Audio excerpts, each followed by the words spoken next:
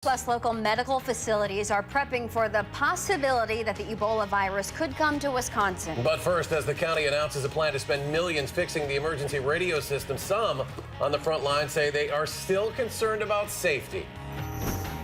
Just hours before the county rolled out its $4.5 million solution to fix the county's failing emergency radio system, some on the front line say their radios once again were failing. Blue Mound's chief telling News 3 for nearly half an hour this morning, one of his officers could not call for help. Matthew Simon continues his News 3 investigation for us tonight. Matthew.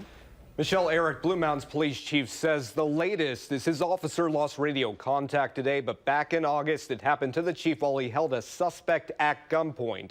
Part of the problem is first responders are still using the old legacy system because the new DaneCom system's delayed 6 months. While there's now a lot of first responder optimism, new towers will mean better coverage. In the interim, Blue Mound's police chief is not the only one still concerned.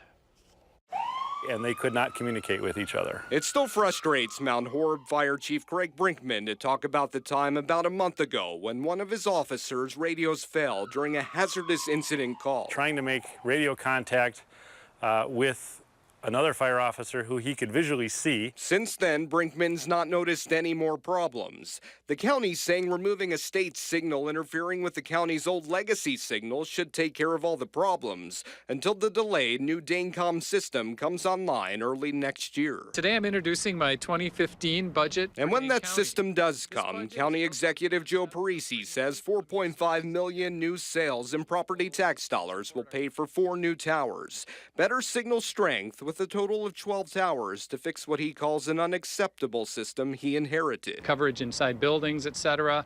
And there was a lot of back and forth.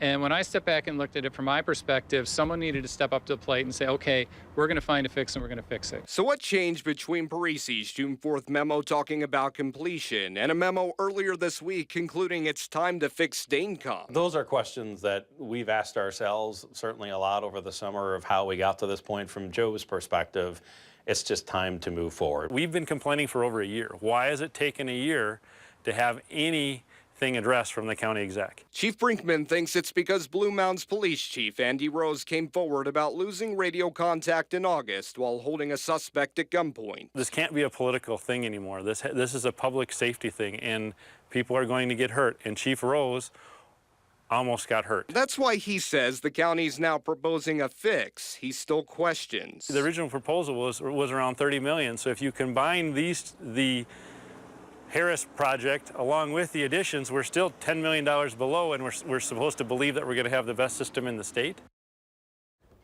Now, Blue Mound's feelings about this, not the feelings of all first responders. They don't all feel that way. The Police Association president telling News 3, while specific project details were not disclosed, the Police, Fire, and EMS associations feel confident Parisi and 911 Center Director John DeYoung have taken this issue to heart and have proposed a very workable solution to that problem when they were discovered. Meantime, Chief Rose tells News 3 when he talked to the 911 Center Director today, he could not answer why there was a radio failure. We have not heard back from the county about Blue Mound's most recent problems. All right, keep us posted. Matthew, thank you for that report.